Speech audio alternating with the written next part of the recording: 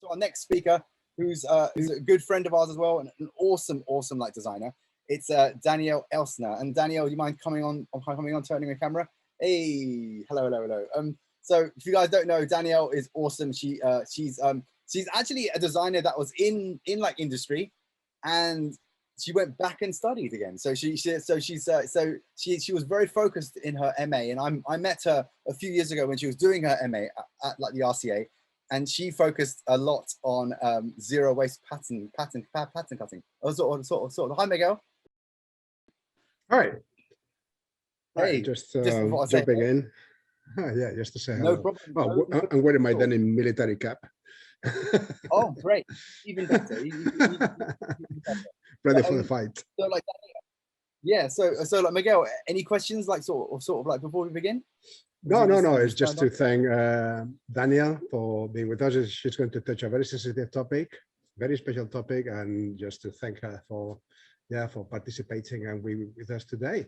So thank you so much. It's a pleasure to be here. Yeah, it's very honored to have you. Very honored, and it's our pleasure. Okay, so I think we are ready to continue. And like Danielle, just to say that, and the questions, we need questions on the Q&A. Okay. Questions. So any students that are here, please ask questions. Like sort of Danielle won an amazing design award only a couple of, one year ago. Yeah, about a year ago. About a year ago now. So if there's anyone who's doing something amazing right now, it's like Danielle. So definitely have questions for her. She's doing something that's quite remarkable. But enough of that. I want you to just begin like Danielle. So we're going to leave you to it.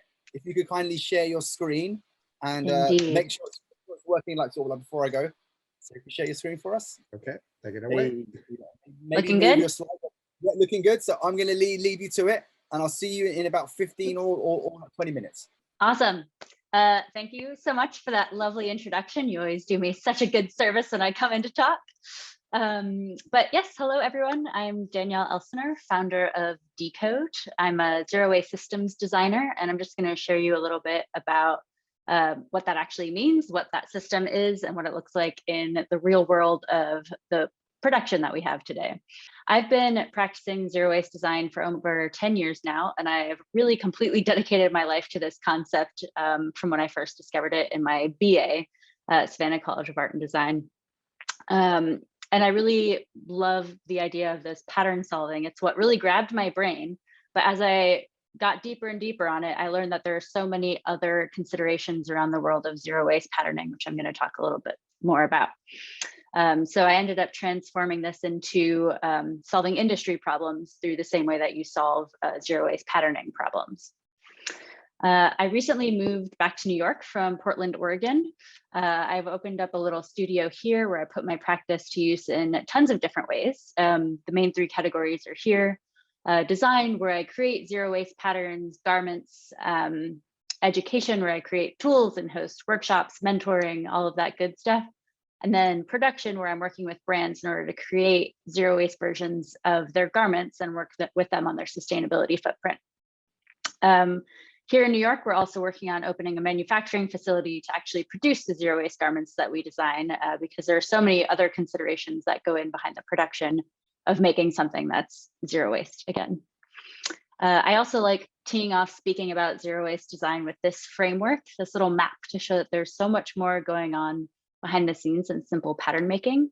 This work really branches out into tons of different avenues, again, design, education, and production, but so much more outside of that.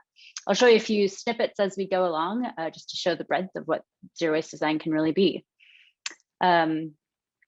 Just to give a little bit of context, when I say zero waste design, for me, that means making a pattern that uses 100% of material in the creation of one garment. As many of you already know at this point, fashion is one of the most polluting industries in the world. 80% of a garment's environmental impact actually comes from the generation of fabric itself. So the fabric is where we should really be focusing our efforts and making sure we use all of it. The average number that you hear often is that 15% of fabric is wasted at the cutting stage, but it's actually often quite more. It could be up to 40% for luxury work or for when you need to do stripe or print matching. So it is really insane the amount of gorgeous material that is just left in the cutting room floor at the design stage. And even though, you know, companies are getting a lot better about talking about what they're doing of take back programs, repair, reuse, recycle, no one ever really talks about this side of waste. And so that's why I'm talking about it. Just to do a little side by side, here's an example of what a traditional t-shirt pattern looks like. And on the right is what one of my zero waste t-shirt patterns look like. As you can see, there's all of those purple areas are waste that would have been thrown away. As you can see on the zero waste layout, everything is nested together perfectly. So every single inch of fabric is used. Working this way in a larger context can be incredibly difficult. I used to work at really large organizations such as Nike, and it would be nearly impossible to change the flow of work from your siloed role into doing something that's a little bit more all-encompassing. You know, it's really hard to say exactly what your role is if you're being the designer and pattern maker and grader, and you're working on sourcing your own fabric so that you can do this one big project. So, you know, it's, again, there's so many other considerations of the way of working around zero waste design. It's fascinating. These are the principles that I've defined over time. Again, it's more than just pattern making what we're doing. Of course, first and foremost, we're saving material by doing this design method. This also includes not using more material than necessary. You know, you could make something that's zero waste, but if it's a big box that uses 4 meters instead of the normal 2 meters of fabric, that doesn't really make any sense. And one of the biggest points is also that the elimination of waste should never compromise design. You know, people are wearing the garments that you create, and if it isn't functional or if it isn't, you know, fashionable in some sense, it won't be worn, and that's really kind of counterintuitive to what we're trying to do with zero waste design. It also really is linked to saving time and energy, and I won't go into all of these, but it's the idea of being able to use what you have in a really efficient way, understanding the intent of what you're trying to do from the beginning, so you aren't backpedaling and everyone's confused and running around. So these other considerations are really important as well. I'm going to step a little bit into my own work. I like sharing little snippets of my sketchbooks.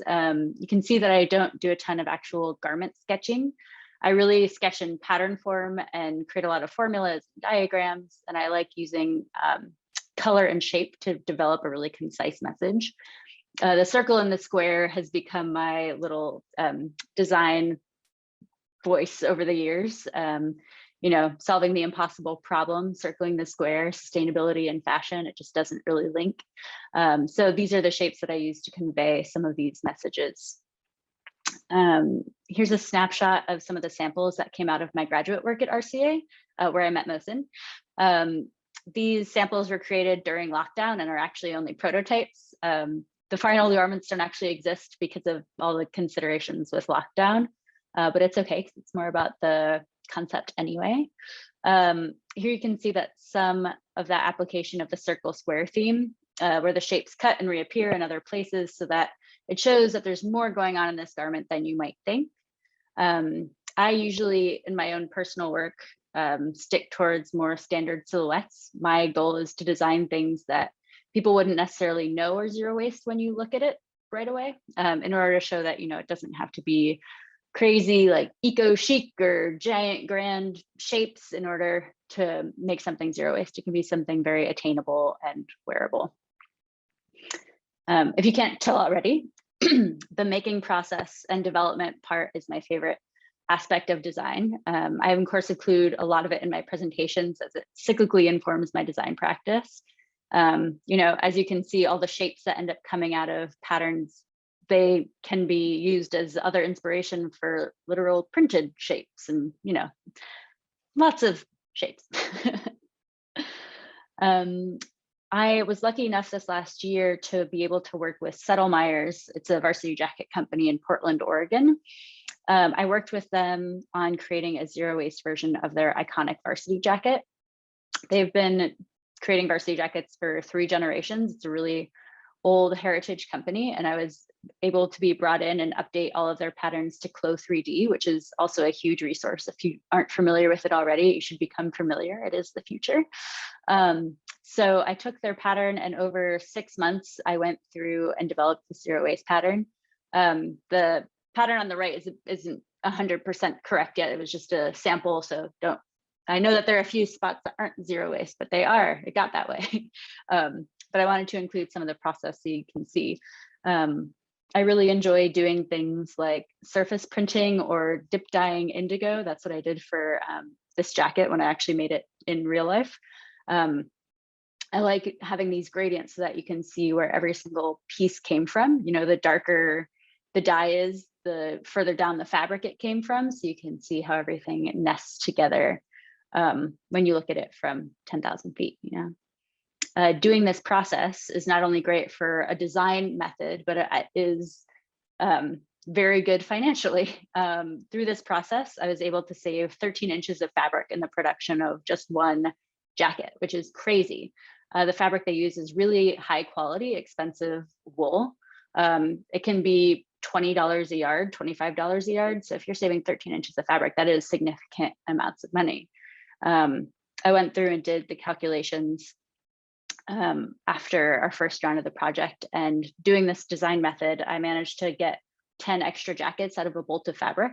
And that is insane when you're making a high quality product where you really care about what you're making, and you can, you know, charge good money for your product because it's high quality. That is a lot of money that you were just throwing away before with your other design methods. So this was a great project because it's actually happening in real time. People are placing orders for it. And some of what we're doing in our production facility in New York is actually manufacturing these jackets. So not only did I get to come in and do this project as what could have been a one-off, like, oh, that's a cool idea, we're actually figuring out how to produce it and how to make it effective in a production setting.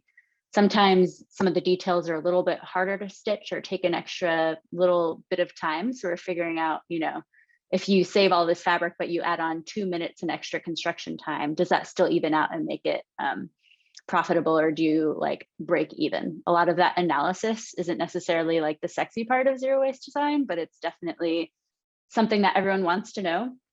And, you know, the money slide is what will get you in the door, ironically, with a lot of places. So it's important to keep those factors in mind. So even though I love doing all of this for myself, I also love sharing and educating. A lot of my work focuses around creating the tools to create. So when I was at RCA, I created this set of zero waste pattern masters, which I could give you either with a set of instructions or just give it to you, and you could use it to make your own zero waste garment. So I did a set of 8, there are only 6 here, pattern masters for individual garments. I'm still actually working on developing these because I want to make them completely size inclusive and maybe more block focused than individual piece focused. But so, you know, I'm still working my way through things.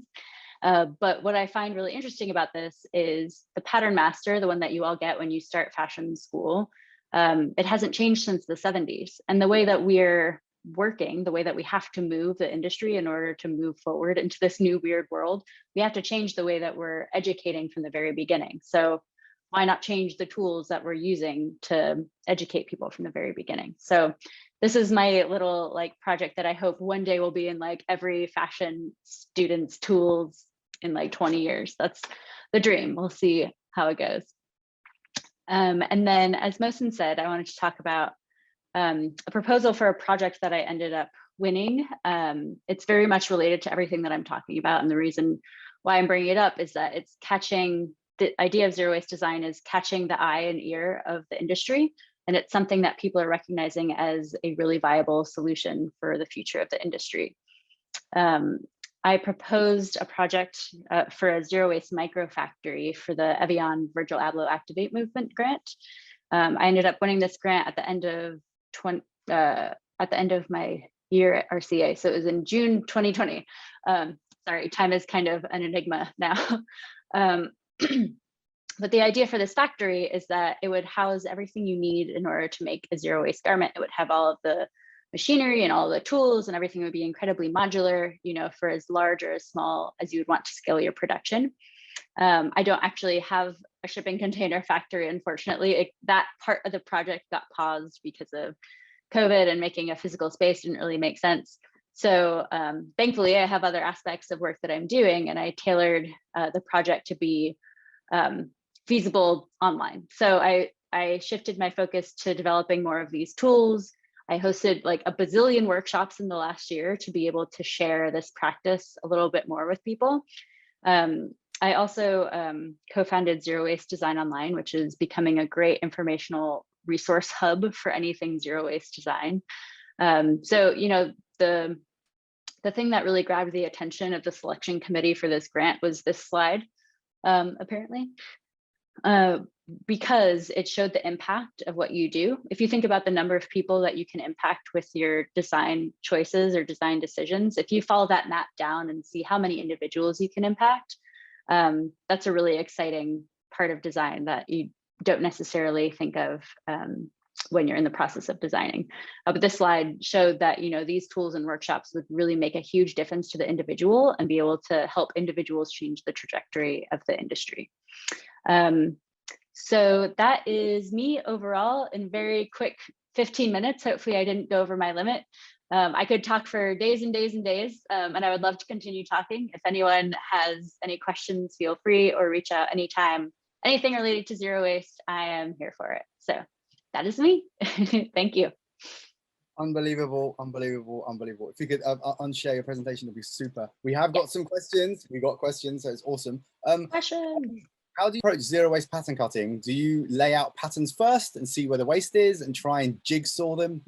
Kind of, is that how you do it? That's how I do it. So there's like so many different methods. There's like the square cut kind of kimono methods, and then there's like geometry and just where you start with shapes and patterns that you like and then make it into something.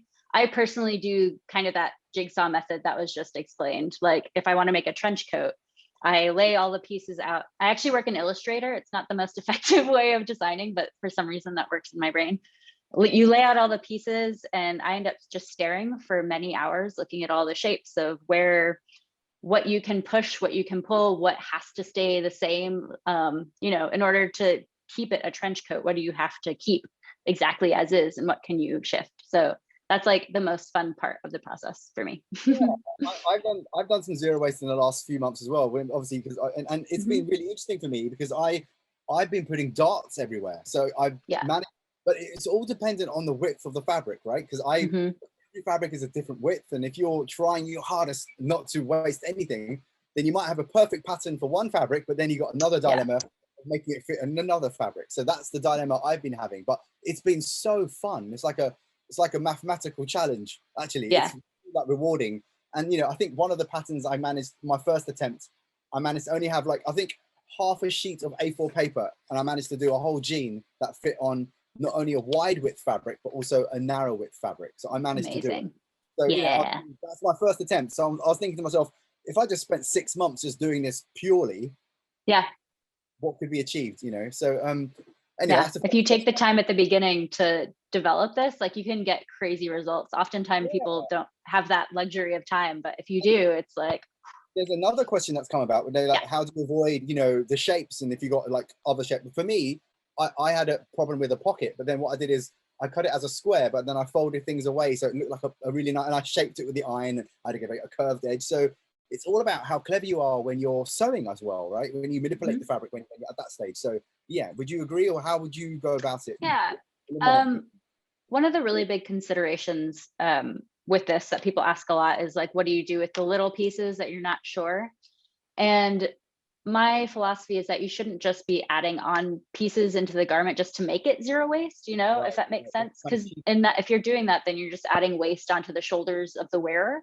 But if you can come up with solutions like you were saying, where maybe you fold back the pocket bag and it's a different shape on the inside, if you call attention to those details, even if it's with like a different colored stitch or something like that, it makes people ask, why is it like that? And then it leads to more conversation and a little bit more discovery of what actually went into the making of the pant. So I think that even though those can seem off-putting when you're designing and you don't want to like have to deal with it, it can lead to really cool things for the wearer. Absolutely right. Let's just see the other questions that are coming through. How do you approach zero waste? Okay, that's the question's been answered. Would you approach zero waste by cutting abstract shapes in garments? Would you work primarily in square shapes? I guess lots of different ways, I guess, is where it fits. Yeah, there's a ton of different methods. Holly McKillen has something called Make Use. It's still available for free online if you Google Make Use NZ. And that has just like templates that you can use. Oh yeah, she's co-founder of that book and co-founder of that collective I mentioned, Zero Waste Design Online. But so it's like templates that you can use for any fabric that you have, and it ends up becoming whatever you want it to be, just wherever you place it, which is really cool. I do love doing things with abstract shapes. When I was doing my BA collection, I did a whole collection based on the golden ratio, so that huge spiral. And so everything is very drapey and voluminous and, you know, very 10 years ago for me. Right. But yeah, doing that kind of stuff is so much fun. Absolutely. But like, as you were saying in your presentation, it's like, the task really is to do a garment that doesn't look like it's zero waste, doesn't look like it's an oversized shirt or whatever it is. So that's the real task, is to, because obviously that's the main, not complaints, that's the main topic of discussion whenever I speak to anyone about it. Like, oh, but zero waste garments look ugly. And I went, no, if you've got a good designer behind it, actually, if they know what they're doing, they can make it look like a normal t-shirt or a normal jean or a normal trench coat or whatever. So it's just clever design and clever pattern cutting. And understanding the width of your fabric, right? Was that correct in saying that? Yeah, definitely. And it's, you know, and that's like for you and me, that's the path that we've chosen to go, especially because we have that industry knowledge. You have to understand the reality of what people want. But if you're doing one-off like garments or making them yourself, it's more than okay to experiment and make it crazy and do everything you want.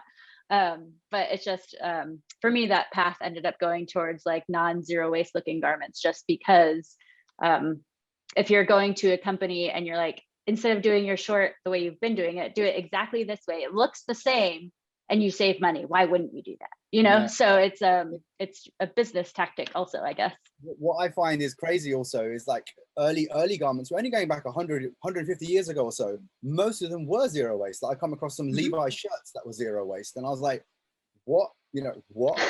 Right. You know, so it's like, it's not too recent that we've been doing this faster, cheaper method of not caring about fabrics. And obviously fabrics, as you were saying in another sort of presentation we were in, they're very expensive to make. You know, back in the day, you would never waste anything, really. Oh yeah, it was ludicrous to even think about throwing away an inch of fabric because it was so exclusive. Yeah. Very labor intensive to make these, like to weave it and, you know, all the rest of it. So to think about cutting away and just throwing it away is insane. And the fact that we've got a whole industry that's collecting our waste and respinning it, surely the answer is zero waste. And I hope Levi's and other companies really get their act together and have a little range that is zero waste and actually really think quite carefully about not creating waste and having an industry because of it. That's my personal opinion. So anyway, let's see this poll. There's an awesome poll that's going on. It's been going on for five minutes now. Purchase, what's your favorite jean you've got ripped? Purchase a new style, wear it again, stitch it first to get rid of it. So yeah, so everyone's up for fixing their jeans, which is obviously the way to go. We also believe that too, which is awesome. I don't think there are any more questions like Danielle, but you've been awesome. You've been awesome. And yes, people can reach someone saying, how can I reach her? Obviously, you've got your Instagram. Is it like sort of I think it's like decode? Yeah, I just typed my my email in response to one of the questions, and I'll do my Instagram here as well. Yeah. So, but Danielle's very easily reachable. She's very, very nice. And obviously, you know, if you've got any questions about it, do ask her about it, because she's at the forefront of this kind of way of working. And, you know, and a award-winning like designer, which is unbelievable. And yeah, you're hopefully going to be doing a little project with coats next year, hopefully. So that's going to be quite awesome. Yes, top secret. Awesome. Something exciting is going on. So I wish you all of the best. Thank you for joining us from America. You're very kind to do it for us. And awesome. You've been a great speaker. I think there's one question that came through. I think it could have been from the group that I'm in. It's about the like metal like containers. What's going on with that project? Is it still going on? Your metal container factory project? So it's still rolling around in the back of my mind of when's the best appropriate time to do it and with who. I've been talking with a few people about trying to make this system for the global South, like other places that don't necessarily have industry infrastructure already, and how can we like take this package and put it somewhere that is really needed rather than like North America or the UK. So it's still being worked on. It's just like not happening right this very second. We're trying to do it in the perfect way. I can remember you and Sam from the RCA, you traveled to like Genealogy and you saw their little workshops in those machines. So I was thinking, you know, it's quite, but it's true. Having a purpose-built factory that's easily can be moved around and for educational work as well is awesome. Awesome idea. I wish you honestly the best of luck on all your projects that you're doing. And thank you so much. Please follow like Danielle. It's quite important. And do reach out to her if you want any advice on any kind of zero waste. And we look forward to some of your new educational tools in your workshop. I think you're doing a free workshop soon as well. So do follow Danielle. He's often doing lots of cool talks as well. Thank you so much. Awesome. Thank you so much, guys. Have a great rest of the day. Thank you.